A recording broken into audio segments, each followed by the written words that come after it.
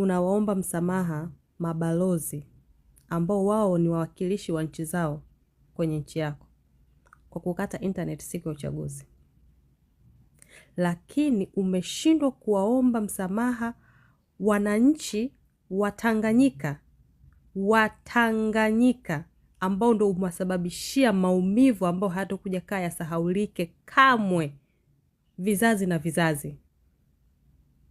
Umewajengea chuki ambayo hii chuki haitakuja kaa iondoke. Hii chuki itaendelea kupandikizwa vizazi na vizazi.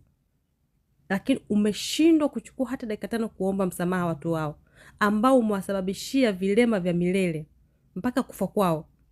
Umewasababishia watu hao wazike nguo na picha badala ya miili ya ndugu zao na watoto wao. Umewasababishia watoto wadogo waishi bila ya wazazi.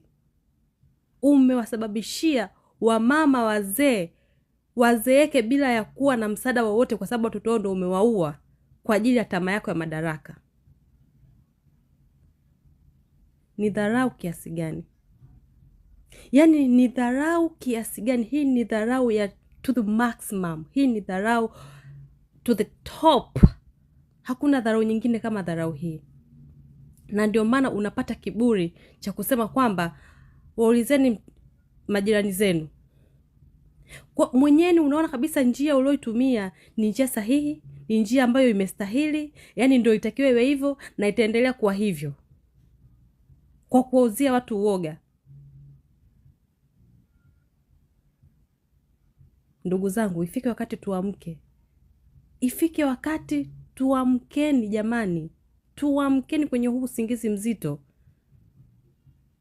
Yani unathamini internet, mabalozi, lakini watu ambao umewasababishia maumivu ambao hayatokaa sahaulike, you don't care. Yani wala huonyeshi kujali.